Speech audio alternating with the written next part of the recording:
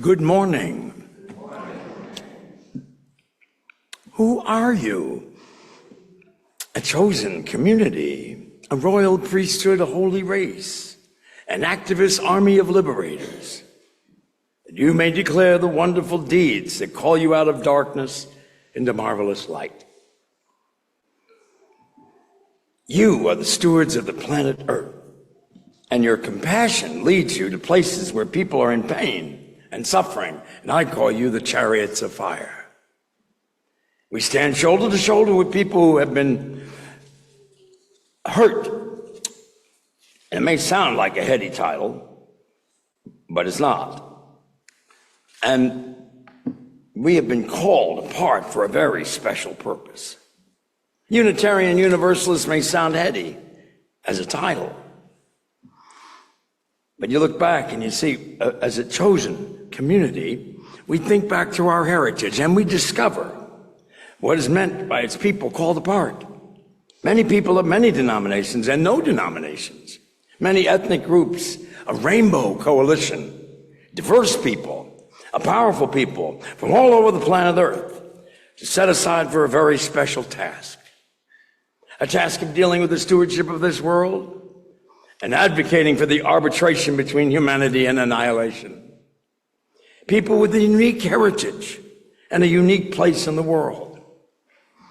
And if you were asked, and I'm sure from time to time, you might be asked, what are the defining characteristics of the Unitarian Universalist faith, denomination, that caused you to join as a member? Could you do it? You're a people who see sickness and try to heal it, who see wrongs and try to right them, who see war and try to stop it. The present climate of the world, more and more acceptance of hatred and discrimination has created the toxic atmosphere of civility. There's also been, coincidentally, a great struggle between religious circles these days. And I've been looking more closely at the foundations of Unitarian Universalism. Why were the founding fathers of this nation, so many of them Unitarians? Why was Frank Lloyd Wright, one of my favorites, a Unitarian? Moderates on one side are open to referencing the Bible as a symbol and a metaphor. But those of other traditions, however, insist we must read it literally here. Eve was actually made from a rib. The great fish really did literally swallow Jonah. And Noah had 2 of every creatures on his boat, including mosquitoes. And the flood water literally stood 22.5 feet above Mount Everest. And anyone doubting such belief are quickly dismissed. Well, the more I thought about our society's conflict, the more convinced I became of the need to speak about Unitarian Universalism, because I suppose I'm giving the wrong advice. In a world of publicity where people want things easy and simple and are possible, I'm sure a public relations firm would say to me, don't tell about the downside of the fellowship, only talk about the good things, the advantages, and how your faith makes life simple and answers every question that needs an answer. But how do I do that? When I'd like to appease more people, but I know that's not to be true. Religion may be easy when you're still building the ark in Sunday school, in RE, but not when you grow up and begin to think about the evils of the world and the innocent who suffer, about how heaven makes little sense, or hell, or the Holy Spirit, or the Trinity, or a whole bunch of punitive terrorist acts. Now, if you wrestle with those things, as I think any true Unitarian Universalist would urge you to do, you won't have a bag full of quick answers. And these are turbulent times. Make no mistake about it. You're trying to come to grips with yourself and what you want, and something, as young people, or something called identity and what it requires. And you're discovering that not everybody is kind or honest. And there are betrayals, or there are disappointments. There's fakes and phonies, and you begin to wonder, is anything sure? Is anything certain? In this troubled state, if some nice person came to you representing some strict dogmatic principle of some kind of religion and tells you that their church or synagogue or mosque has all the answers to life's vital questions, well, the attraction to that cult will be almost irresistible. And these churches grow faster than any kind of religion simply because there are far more people wanting quick and easy answers than there are people willing to debate the options, accept the new ideas, apply the principles to problems instead of deepening prefabricated codebook answers. But Unitarian Universalists call for the creativity and flexibility I just described. So it's complicated with our 7 principles that we are devoted to, exempting the controversy of Article 2. It's much less of a hassle to welcome only people who believe the way we do. I hope that Unitarian Universalists create the greatest statement dealing with who we welcome and who we do not. All means all. We would say, we don't advocate for prayer in the public schools. We advocate for prayer for the public schools. With this diet of Christian nationalism on the rise, we're in deep waters, folks. And to be specific, let me give you an example of what I mean. Why is it that I get these things? I got a pamphlet that said, quick answers to religious questions. Well, I kind of want to have that. And I sift through a dozen or so of them, and some of the samples may help you to understand the appeal of some of these churches to people who want the yes or no clear-cut answer as they're running to catch a bus. What's the proper form of baptism? We don't know. Romans 16:16. What's the Holy Spirit? All answered in 25 words or less. And I spent most of my adult life studying, reading many different versions of the Bible with more delight, and I would hope more understanding. If seminary training taught me anything, it's very rigorous, I'd say. My library kept expanding. Now we don't need books. It's all on tape. But I've written scores of articles for religious journals, and now I'm less sure of things than I ever was when I first started. Now, I get busy for hours with just one of those questions. Just one. Yet, invariably, some churches, some religious houses will insist on the quick and easy answers. Absolutes, no maybes. Absolutely no maybes. And some denominations exclude. Unitarian Universalists include. That means Jews and Muslims and Catholics and pagans and Hindus and Buddhists and agnostics and even atheists are welcome in the Unitarian Universalist community while still identifying with some of the precepts of what they grew up with. That's the key to it all. People, they come up to me, they don't talk to a lawyer about, the court of torts. Or they don't talk to a doctor about the latest medical journal and debate. But once they see a minister, it's like, I want you to tell me the existence of the cosmos. Does God exist? Well, they want to know. What does the church actually believe, Unitarian Universalism? Well, if you answer, our fellowship stands for humility in the search of truth, and it stands for openness in a world with differing interpretations. It stands for curiosity and all kinds of openness in a world with differing interpretations. It stands for curiosity and intellectual honesty.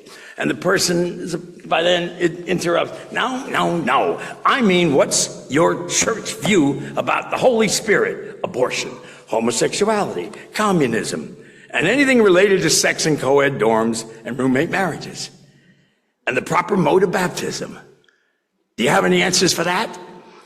Well, the way I hear my minister and the way we talk in study groups, those things are very complex and difficult to make blanket judgments about. We try to learn the principles of love and fairness, in which we help confront each situation with its own unique merits. And then they say, so your church doesn't really believe in anything, does it? Well, about that remark, to a young person, it can be very devastating. not prepared for a lifetime of thought and study to respond to it. It's so appealing to have the absolutes. It's so appealing to have it in one package. And that if you believe the way they believe, then you will go to the greatest place ever. And if you don't, well, it'll be a little warm for you. Baptism is all the way down under in the water by immersion and doesn't count if it's not. Homosexuality is a consciously chosen lifestyle which deserves eternal punishment. Abortion is wrong under any circumstance. How satisfying it is to be so positive. Is there any clear, definite statement somewhere in the Bible that says abortion is wrong? There is not. You might find verses suggesting that life is sacred, and I agree with that. But how is life defined? How does it begin? Decent, intelligent people wagering to know what's right differ in their answers to those questions. And right there in Leviticus 20:13, it says, all homosexuals should be put to death. Well, I'm a homosexual. Who's going to kill me? Because they believe what is written. We don't insist here that everybody in this community arrives at the same conclusion on complex issues. We live with and respect other members who stand stoutly for views that are not our own. Unitarian Universalism has so many factors comprising its core beliefs. So where do we begin? And then somebody said, yes, you're always going to find somebody. Why don't you get the answers straight out of the Bible? With childlike innocence, she asks with profound conviction. And the Unitarian Universalist response to that is that the Holy Bible is a book deeply rooted in its own times and in its own thought forms and in its own cultural context. To read it, well, you need to know the Jewish history as well as the history of the people who influenced the writings. Egyptians and Babylonians and the Assyrians and Moabites, the Canaanites, the Philistines. You need to know the related Semitic languages to guess what ancient Hebrew words might have meant. You need to know the perils and the complexities of translating from one language to another. And you need to know about the councils of Nicaea and Constantinople. Oh, it's a job. But such enlightenment, if it means anything, means coming to realize just what one can be sure of and what one cannot be sure of, and just how much more there is of the latter. Well, that is the dilemma. And I did my thesis on baptism, developing a practical understanding of baptism in the local church. Well, the project ended by saying, I can't do it. There's too many people that differ. And there's no one way to look at it. How did John baptize Jesus? Well, this woman knew because her teacher taught her from a picture in Sunday school book, and teachers know. I think a lot of people wonder a little bit about my intelligence when I confess that I don't know how John baptized Jesus. Doesn't say. But children love certainty. And we crave a regular certitude. Life is uncertain enough on a dozen different fronts. But how nice it is to have someone hold up the holy book and declare that this alone is the right answer and there's no other way to look at it. I mean, how about that? That's the dilemma. Was it knee deep in the Jordan River, as you see some pictures? How is it that in some of the pictures we see of Jesus, he's blonde and he has an immaculate robe? I have a black one and it gets dirty. How is it that his never gets dirty and there's dirt roads that he walks through? I don't know. But somebody knows. That's not nearly so much fun as being sure. Unitarian Universalists know one thing for sure. And what is that? That nothing is for sure. You can't grab a quick answer on the street corner as you're trying to catch a bus. You have to listen. You have to read and think and build slowly your own set of convictions. And you have to remain open to change, even about those convictions, if new evidence might pop up. You embark, when you become a Unitarian Universalist, on this long journey of discovery that won't end, I hope, until the last day you spend on earth. The best part of that defines exactly what represents Unitarian Universalists and their faith as a denomination. For me, that all people are not only welcome, but they don't have to denounce their other beliefs in order to embrace beliefs espoused by this fellowship. That's, to me, inclusive. Now, I've always felt that this congregation, people I love, possess distinctive dynamics. To me, you are a free people. You're free to be the conscience of restorative justice. If it means you don't sell out to cynicism, it doesn't mean you're any better than anybody. We know ourselves too well for that. But it means you believe pure evil should not and will not have the last word. Now, that doesn't make you better than anyone. It actually takes you protesting seriously. You protest against human stubbornness, against racism, against injustice, wherever you find it. And you are a congregation that I believe are free to be peacemakers. You invest in the world's needs. And you stand apart from the conspicuous consumption and social stair-step climbing that has been inundating our society. And you have the bravery to dream dreams of shalom, for peace and justice and harmony among all people of the planet Earth. And this reminds me of a time when I entered for the first time a war zone. The Contras, Honduran soldiers, were up in the hills, and Nicaragua was taken over by the Sandinistas. And when we went in there, the Witness for Peace group that I belonged, there were Catholics, there was Protestants, there was Jewish people, there was people with no particular denomination, and we went there to stand with the people who were suffering in Jalapa, right on the border. And when we got into the center of Managua, we rode right there. There was this huge billboard. It said, FDR, Franklin Delano Roosevelt. And under it, it said, Somoza, the dictator, is a bastard, but he's our bastard. And we looked up at that, and we got to the point of going all the way up to Jalapa, which is right at the border with Honduras, where the people were dying. You know the history of Nicaragua. Somoza was the dictator, and well, they had an earthquake, and Roberto Clemente died trying to bring them some food and supplies. Well, we got a lot of money for them, but none of the people got any of that money. Somoza kept it all. Well, finally they rose up and they took back their country.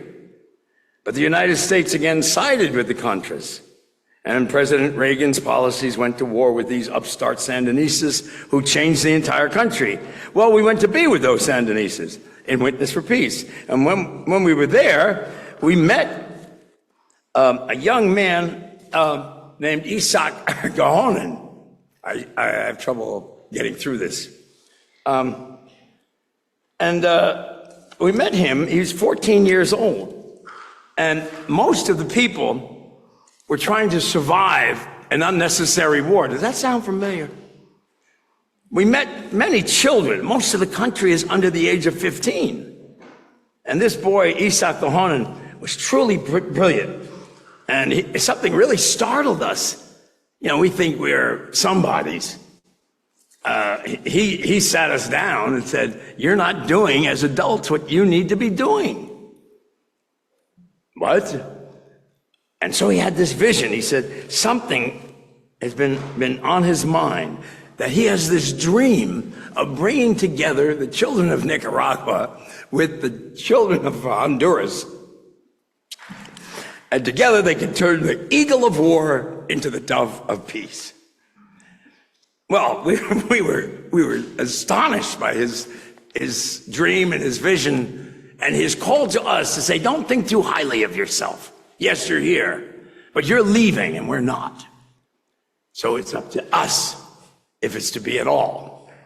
And 3 weeks after we did leave, Isaac died. He was ambushed with his friends, and his here, if you wouldn't mind bringing that, let me see it, let it pass around. One of the things that he taught me, 43 years later, I'm still thinking of it. You can let them see it. You can put it in the audience. He taught me that if we're to have a lasting peace in the world, we must carry the pack of our enemy 1 mile, and then we must carry the second mile. What does that mean for you and me? Well, it means we need to get to know our enemies. Where do they come from? What are their dreams? Who are the members of his or her family? And Unitarian Universalists have known we all need to work with our hated neighbors and reach out with amazing consciousness for shalom.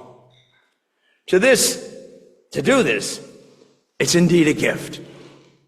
And make no mistake about it, Unitarian Universalists, in my opinion, are gifted people. Charisma, the gift of the charis of grace. In this fellowship that I've witnessed, gifted people, healing, gifted people of leadership, gifted people of prophecy, gifted people of community transformation. And when you invest the need of your neighbors more than you invest in the need for yourself, then you are demonstrating gifts beyond the spirit and beyond yourself. You are a gifted people. You are free people. You're a gifted people. And therefore, that makes you a responsible people. Oh, thank you. Which, when you break apart the word, it means you're able to respond. Which means a people with a unique sensitivity and a capacity to care. And that makes you responsible because you can respond. I've always considered Unitarian Universalists the first responders. We are a covenant community. We are, as Frost says, a people with promises to keep and miles to go before we sleep. If we are not responsible, knowing what we know in the world, how will shalom come in our midst, and how will planet Earth be redeemed? Oh, I suppose it's always going to be a minority that chooses this way, because it is hard. But I know that it can be useful in a happy minority, and I know it can bring fresh hope to people who want the head and the heart to be equal partners in the life of faith. So today, I hope that we are a congregation called the Unitarian Universalist Fellowship of Boca Raton. We are Unitarian Universalists, and we intend to be true to the heritage of integrity, of honesty, and of freedom. There's muscle, bone, and sinew to this faith, and yet to this end we pledge our consistent resolve. We really do march to the drumbeat of a different drum. It's like this girl that I met, a young student, high school student, and her counselor asked her, "What you want to do in life?" She was in the orchestra. She said, "I want to become the second violinist in a very well-known orchestra." Second violinist. The counselor said, "Well, why would you want to be the second violinist and not the first violinist?" The first violinist gets more exposure to the audience. The first violinist sits right next to the conductor. Why would you want to aspire to be the second violinist when being the first violinist gets much more recognition? And she simply said, "I want to be the second violinist because the second violinist creates the harmony." Well, I always thought that it's the second mouse who gets the cheese. So who are you? To me, you are a free people, you're a gifted people, and you are a responsible people. And when I look out and see some of you people, I see my superiors. I see people who've lived lives and journeys that are far more than mine. And it's an honor to stand before you. I don't even know what I'm doing up here because you're some of the most amazing people that I've ever met. And you lead extraordinary lives. It's because of you that the ripe apple of freedom will fall in America, and this dark day that we are living will lighten and will be no more. And it's always been our history. It's always been our history, and we will remember the people who helped us in our steps to that freedom. And so, in a very brief moment, I want to thank you with all of my heart, because you're allowing me at this moment to remind you of who you are. Thank you, my Lord.